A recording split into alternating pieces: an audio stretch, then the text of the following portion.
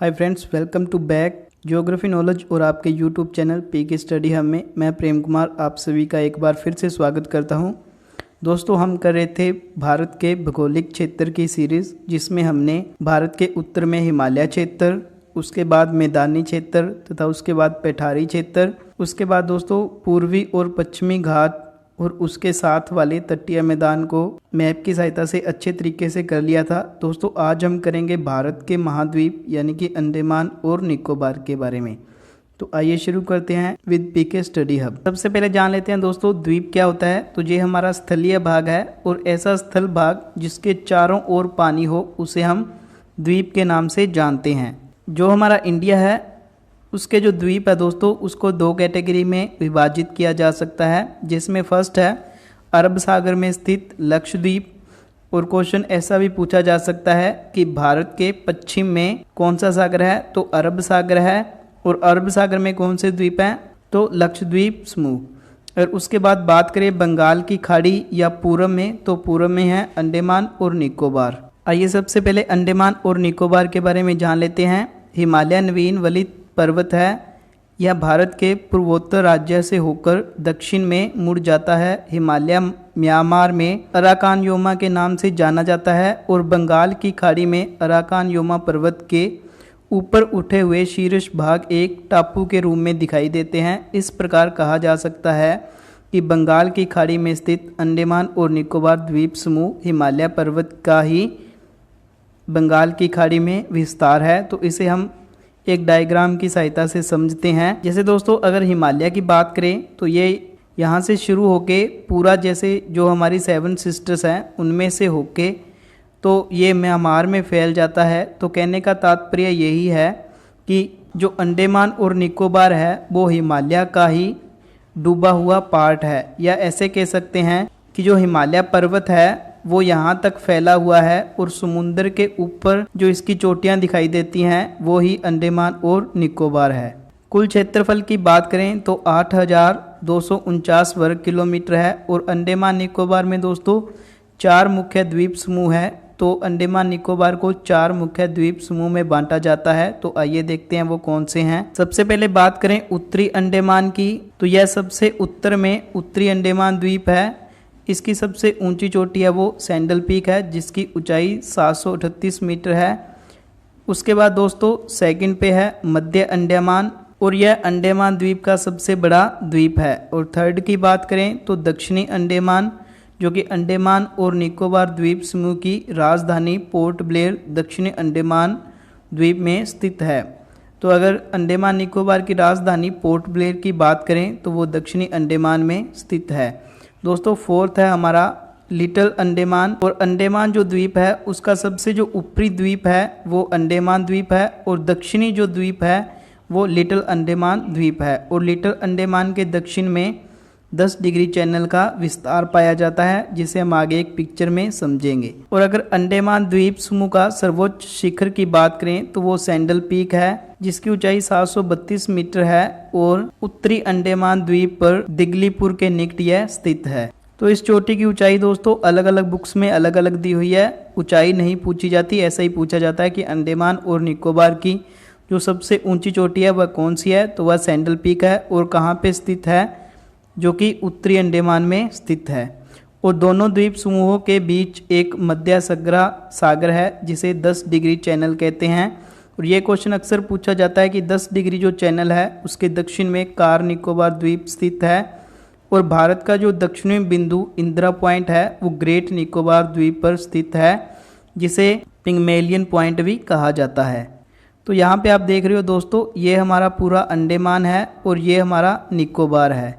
तो इस प्रकार इसको कई कैटेगरी में डिवाइड किया गया है, जैसे north Andaman, middle Andaman, lower Andaman, उसके बाद लिटिल अंडमान। और ये हमारा 10 डिग्री चैनल है। अगर 10 डिग्री की बात करें तो ये हमारा लिटिल अंडमान और जो कार निकोबार है इन दोनों को अलग करता है। और यहीं पे दोस्तों ये हमारा ग्रेट निकोबार है, और यहीं पे स्थित जो हमारा इंदिरा पॉइंट है ये आप देख रहे हैं वो यहाँ पे स्थित है, जो कि भारत का दक्षिणतम बिंदु है। और जो हमारा दक्कन पैसेज है वो लिटिल अंडमान और जो हमारा साउथ अंडमान है उसको अलग करता है। और दोस्तों यहाँ पे भारत का एकमात्र बैरन ज्वालामुखी पाया जाता है जो कि एक्टिव ज्वालामुखी है, अर्थात यह एक्टिव ज्वालामुखी है जिससे मैग्मा निकलता रहता है। और एक यहाँ पे नारकोंडा ज्वालामुखी पाया जाता है जिसकी स्थिति यहाँ पे आप देख रहे हो, जो कि सुसुप्त ज्वालामुखी है, जिसकी बात हम आगे करेंगे। और अगर निकोबार की बात करें तो निकोबार में जो सर्वोच्च शिखर है वो माउंट थूलियर है जिसकी ऊंचाई 642 मीटर है, जो कि ग्रेट निकोबार में स्थित है। और जो नारकोंडम द्वीप है दोस्तों वह सुस्त ज्वालामुखी है। सुस्त ज्वालामुखी की बात करें तो वह ज्वालामुखी है जो कि जिस पर लंबे समय से ज्वालामुखी उद्गार की घटना नहीं हुई है। और बैरन द्वीप की बात करें तो यह सक्रिय ज्वालामुखी द्वीप है, अर्थात यहाँ पर समय समय पर ज्वालामुखी उद्गार होता रहता है। और दक्षिण अंडमान एवं ग्रेट निकोबार द्वीप समूह में स्थित बादूर समुद्री जैव मंडलीय प्राकृतिक क्षेत्र विश्व के सबसे बड़े दुर्लभ बृहत्काय रोबर केकड़े के लिए विश्व में प्रसिद्ध है। तो यहाँ पे दोस्तों जो रोबर केकड़े हैं वो पाए जाते हैं। तो यहाँ से क्वेश्चन यही पूछा जाता है, सर्वोच्च चोटी पूछ ली जाती है, ज्वालामुखी का नाम पूछ लिया जाता है, और अक्सर जो 10 डिग्री चैनल है वो किन को अलग करता है, ये वाला क्वेश्चन अक्सर पूछा जाता है। और अगर बात करें दोस्तों यहाँ की जलवायु कौन सी है, तो यहाँ की जलवायु भूमध्य रेखीय या विषुवत प्रकार की जलवायु है। और यहाँ पे संवहनीय वर्षा होती है। दोस्तों वर्षा 3 प्रकार की होती है। संवहनीय वर्षा का अर्थ है कि यहीं से पानी भाप बन के उड़ा और यहीं पे फिर बारिश हो गई, इसे हम संवहनीय वर्षा कहते हैं। और यहाँ पे सघन जो सदाबहार वन है वो पाए जाते हैं। प्राकृतिक सुंदरता, जनजातीय जनसंख्या व संस्कृति यहाँ की पहचान है। जो यहाँ पे लोग पाए जाते हैं वो आदिवासी लोग हैं दोस्तों, जो जंगलों में पाए जाते हैं, उस टाइप के लोग यहाँ पे रहते हैं। और वर्तमान में इसे एक पर्यटक स्थल के रूप में विकसित किया गया है। अगर बात करें अंडमान और निकोबार को, जो कोको चैनल है वो म्यांमार से अलग करता है, और जो ग्रेट चैनल है वह इंडोनेशिया से अलग करता है। तो इसमें आप देख रहे हो दोस्तों ये हमारा म्यांमार है, तो इसको यहाँ पे आप देख रहे हो ये कोको द्वीप समूह है। तो यहाँ पे हमारा कोको चैनल है जो कि अंडमान निकोबार को म्यांमार से अलग करता है। और ये हमारा इंडोनेशिया है, तो इंडोनेशिया को जो हमारा ग्रेट चैनल है वो अलग करता है। तो ये क्वेश्चन भी अक्सर पूछे जाते हैं। देन अगर उसके बाद बात करें तो लक्षद्वीप समूह है जो कि भारत के पश्चिमी भाग और अरब सागर में पाया जाता है। और इन द्वीपों का जो निर्माण है वो प्रवाल से हुआ है। जो प्रवाल या जो मूंगे हैं वो छोटे छोटे जीव होते हैं और इन्हीं से मिलके ये द्वीप बना है। तो अक्सर क्वेश्चन पूछा जाता है कि निम्न में से प्रवाल द्वीप कौन सा है, तो वह लक्षद्वीप है। और यहाँ पर द्वीपों की संख्या 36 है, लेकिन उनमें से जो 11 द्वीप है उन्हीं पे मानवीय निवास करते हैं, या जो मानव है वो निवास करता है। और यह केरल के तट से 280 से 480 किलोमीटर दूर पूर्व में स्थित है। और लक्षद्वीप को भी 2 भागों में बांटा जाता है, जैसे उत्तर में मिनीद्वीप व कनानौर द्वीप समूह और दक्षिण में मिनिकोय द्वीप समूह। यहाँ से भी क्वेश्चन बहुत पूछा जाता है। तो सबसे पहले प्रवाल जीव के बारे में थोड़ा सा पढ़ लेते हैं। जो प्रवाल द्वीप है दोस्तों वह उथले सागर और जो महाद्वीप या शेल्फ है उसमें पाए जाते हैं, या गहरे पानी में नहीं पाए जाते हैं। अर्थात ये हमारा तट हो गया और यहाँ से समुद्र स्टार्ट होता है। तो जैसे ये हमारा एरिया है, यहाँ पे पानी होगा तो इसी क्षेत्र में ये ज़्यादा पाए जाते हैं। और अगर लोकेशन की बात करें तो 30 डिग्री नॉर्थ और जो 30 डिग्री साउथ है उनके बीच ये पाए जाते हैं। और यह अक्सर दोस्तों जो चूना होता है या चूने की चट्टानें होती हैं उसमें निर्वाह करते हैं, और इनकी लंबाई 1 सेंटीमीटर तक होती है। और अगर गहराई में की बात करें तो ये 50 से 60 मीटर की गहराई तक मिलते हैं, जहाँ पर जो सूर्य का प्रकाश है वो आसानी से पहुँच सके और जो ऑक्सीजन है वो इन्हें मिल सके। और जो प्रवाल है वो एक साथ लाखों की संख्या में पाए जाते हैं, और यह अपने शरीर से लगातार जो चूना है उसको छोड़ते रहते हैं, जिससे प्रवाल भित्तियां बनती है। और प्रवाल जीव को पोलिप कहते हैं। और इनके शरीर पर कैल्शियम कार्बोनेट की खोल पाई जाती है, और इनके खोल है जो उसको सेप्टा के नाम से जाना जाता है। तो मुख्य क्वेश्चन यहाँ पे यही पूछा जाता है कि जो प्रवाल जीव है वो कहाँ पे पाए जाते हैं, कौन से क्षेत्र में पाए जाते हैं, समुद्र की गहराई पूछ ली जाती है। बस यही क्वेश्चन ज़्यादा पूछे जाते हैं। नेक्स्ट अगर उसके बाद बात करें तो यह दोनों द्वीप यानी कि हम लक्षद्वीप को 2 भागों में डिवाइड करते हैं तो यह दोनों जो 9 डिग्री चैनल है उससे अलग होते हैं, और जो 8 डिग्री चैनल है वह लक्षद्वीप को मालदीव से अलग करता है। तो ये दोनों आप याद रखना। मिनिकोय लक्षद्वीप समूह का सबसे बड़ा द्वीप है। तो अगर बात करें कि लक्षद्वीप में सबसे बड़ा द्वीप कौन सा है तो वो मिनिकोय है। लक्षद्वीप भारत का एक संघ शासित या केंद्र शासित प्रदेश है जिसकी राजधानी कवारत्ती है।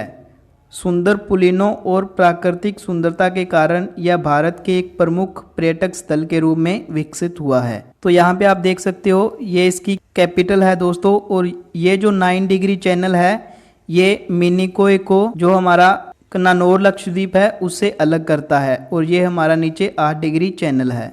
नेक्स्ट दोस्तों क्रम दिया गया है, ये भी अक्सर पूछा जाता है। तो अंडमान द्वीप समूह में जितने द्वीप हैं उनका क्रम इस प्रकार है, जैसे उत्तरी अंडमान, फिर मिडल या मध्य अंडमान, दक्षिणी अंडमान और लिटिल अंडमान। और निकोबार की बात करें तो कार निकोबार, लिटिल निकोबार और ग्रेट निकोबार। उसके बाद नेक्स्ट है दोस्तों गंगा नदी बांग्लादेश में प्रवेश से पूर्व एक धारा के रूप में पश्चिम बंगाल में दक्षिण की ओर मुड़ जाती है, जिसे हुगली नदी के नाम से जाना जाता है। तो ये आप देख रहे हो गंगा यहाँ पे आ रही है और ये एक इसकी शाखा इधर मुड़ जाती है जिसे हुगली के नाम से जाना जाता है। और हुगली नदी के तट पर गंगा सागर एवं न्यू मूर जो द्वीप है वो पाए जाते हैं। तो यहाँ पे आप देख रहे हो ये हमारा न्यू मूर द्वीप है और ये हमारा गंगा सागर द्वीप है। और जो कोलकाता है दोस्तों वो हुगली नदी के किनारे ही पाया जाता है, जो कि एक बंदरगाह है। और उड़ीसा राज्य में जो ब्राह्मणी नदी है उसके मुहाने पर जो व्हीलर द्वीप है वो पाया जाता है। ये क्वेश्चन अक्सर दोस्तों बहुत पूछा जाता है। जो श्री हरिकोटा द्वीप है वो आंध्र प्रदेश के तट पर पाया जाता है, ये आप देख रहे हो, जिसे स्पेस पोर्ट भी कहा जाता है।